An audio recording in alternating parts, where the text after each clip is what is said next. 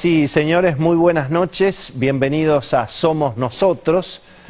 Bueno, hay una pregunta que vamos a tratar de responder esta noche aquí en el programa, y es ¿quién está gobernando la Argentina? ¿Quién manda? ¿Gobierna el presidente Alberto Fernández? ¿Gobierna el jefe de gabinete Juan Mansur? ¿Gobierna Cristina? Y por supuesto que la pregunta es muy importante de aquí hasta las elecciones de noviembre, pero sobre todo después de las elecciones de noviembre, porque la mayoría de los especialistas, hoy lo va a explicar muy bien Beto Valdés, lo que piensan los intendentes, lo que entienden los especialistas de opinión pública, la mayoría opinan que la elección está jugada. Si se fiscaliza bien y si no pasan cosas raras, parecería que lo más probable es que el gobierno o pierda igual que perdió el domingo de las PASO, o incluso pierda peor. Por lo tanto, la incertidumbre es bastante evidente, y fíjense que finalmente el pesimismo reapareció en el mundo económico, en los mercados financieros. Hoy el dólar ya se acercó, bueno, está a 10 pesos de llegar a 200 en las operaciones financieras con inversores importantes a través del mecanismo del contado con liquidación. Hoy se llegó a pagar hasta 190 pesos para sacar dólares legalmente de la Argentina. Y el mercado de cambios, hoy el dólar blue estuvo prácticamente 184, 185. Todo lo que habían subido las acciones y los bonos argentinos después del resultado de las PASO, la verdad que la ilusión y el optimismo duró menos de 48 horas. Hoy otra vez el riesgo país de la Argentina estuvo por encima de los 1.600 puntos. Claro, ¿qué es lo que está ocurriendo aquí? Bueno, obviamente hay mucha preocupación a que se desmadre el gasto público, por supuesto que se desmadre el déficit fiscal y que eso genere todavía mucho más emisión monetaria de lo que hemos tenido hasta ahora, con lo cual se va a acelerar la inflación, se va a acelerar la devaluación. Si no la reconoce el gobierno, tendremos una brecha cambiaria cada vez mayor y por supuesto la economía va a sufrir esas consecuencias.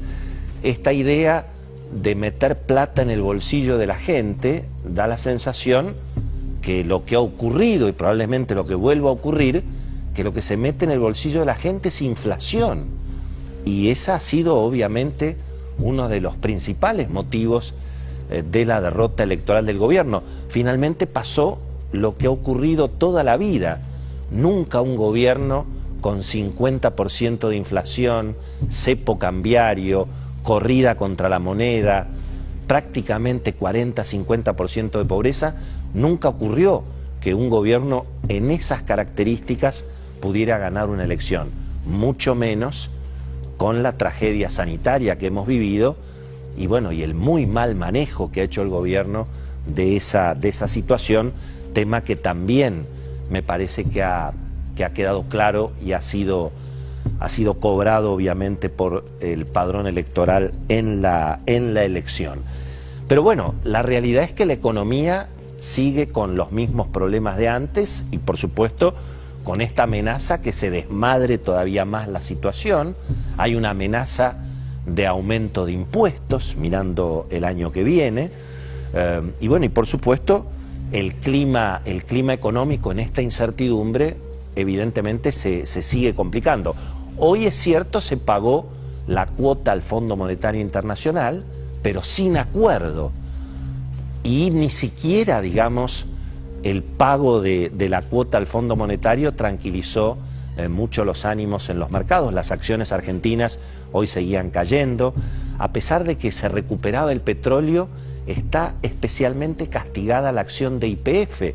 Hay mucha gente que teme que esta batalla política que hay en el gobierno entre sectores del peronismo, la cámpora, los resultados electorales que obviamente fueron un disgusto para los sectores de izquierda que se referencian con Cristina, todo eso está impactando también o puede impactar en la futura conducción de YPF, donde también hay disputas entre las distintas facciones que hoy se echan la culpa unos a otros en el gobierno de quién es el responsable, quién es el padre o la madre de la derrota electoral. Así que la incertidumbre está creciendo, insisto, hacia noviembre y sobre todo después de noviembre. Aparece esta intriga o esta incógnita alrededor de la nueva figura del gobierno, el jefe de gabinete, Juan Mansur, gobernador de Tucumán. Claro, un hombre que trae todos los vicios del peronismo tucumano, tanto en términos institucionales como en términos políticos, trae todos los vicios del conurbano, porque Juan Mansur fue ministro de Salud de el líder histórico del peronismo de La Matanza, Balestrini. Pero al mismo tiempo Mansur tiene algunas virtudes, mirando la conformación del actual gobierno y del actual gabinete. Por lo pronto, podríamos decir que es un hombre del ala occidental del peronismo. Es un hombre del capitalismo, tiene buenas relaciones con Washington, ya lo va a contar Beto Valdés, tiene una gran relación con la comunidad judía, con el Estado de Israel, es un hombre obviamente pro Estados Unidos, nada que ver con la agenda ni del Instituto Patria, ni del Grupo de Puebla, nada que ver con todo eso. ¿Cómo va a ser esa convivencia? Y al mismo tiempo, ¿qué es lo que ha pasado aquí finalmente? ¿Por qué Cristina ha decidido intervenir con el peronismo conservador? Es como que ella, después de la elección y después de la derrota electoral, y bueno, es como que se está blindando con los impresentables, con los gobernadores conservadores del peronismo, con los varones del conurbano. Hay como una peronización en el gabinete nacional y, por cierto, en el gobierno de Axel Kicillof, uno de los grandes derrotados en la elección del domingo pasado. Ya no es casi falta Julio De Vido en el gabinete nacional y estamos todos. Ahora, la pregunta es ¿quién gobierna? ¿Quién va a gobernar? ¿Va a gobernar Mansur? ¿Va a gobernar Alberto Fernández? ¿Va a seguir gobernando la impronta de Cristina en materia económica? En las últimas horas hubo algunas señales complicadas. Bueno, por lo pronto se volteó la ley de hidrocarburos que había presentado Alberto Fernández con Martín Guzmán y los gobernadores y los petroleros. Se amenaza ahora a través, digamos, de una intervención muy fuerte del cristinismo, se amenaza a las empresas distribuidoras de electricidad, Edenor y Edesur. Bueno, hay una impronta que todavía en ese sentido no está del todo claro. Hoy vamos a tener una mesa redonda espectacular, además de toda la información de Cecilia Bufflet y Beto Valdés. Viene Hugo Aime, uno de los mayores conocedores del peronismo. Creo que trabajó con todos los personajes que están hoy en la picota.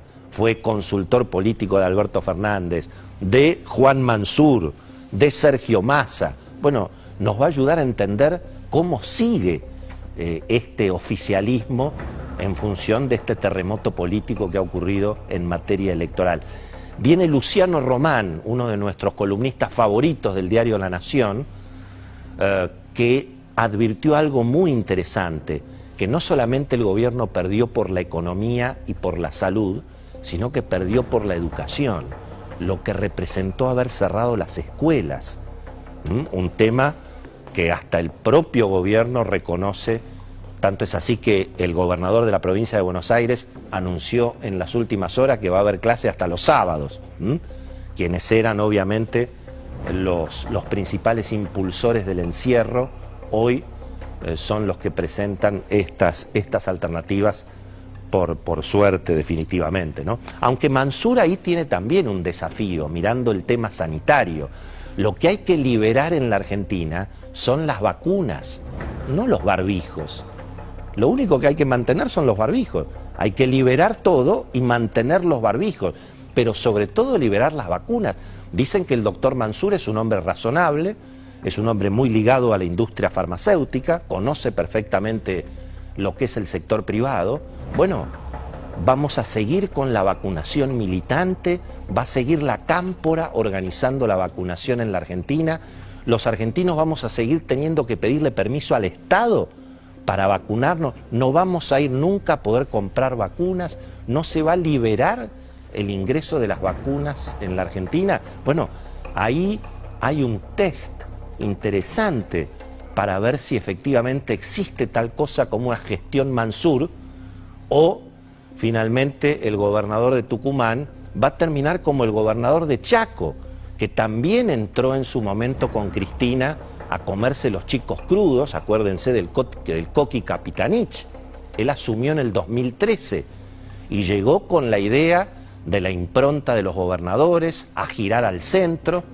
Terminó rompiendo la tapa de Clarín en una penosa conferencia de prensa.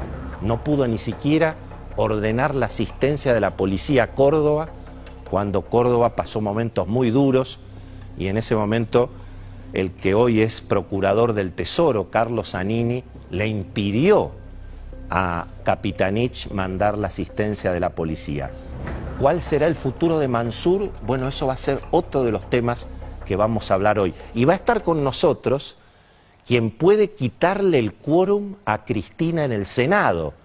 Va a estar Ignacio Torres, que es el hombre que ganó en Chubut y que en noviembre puede eventualmente quedarse con 2 senadores que pueden resultar claves, insisto, para quitarle el quórum a Cristina en el Senado, lo cual desde luego es toda una noticia. Bueno, son las discusiones que están presentes, insisto, en el mundo económico, en el mundo empresario. Reapareció el pesimismo. Los datos de la economía real muestran que en el segundo trimestre la economía se frenó respecto del primero.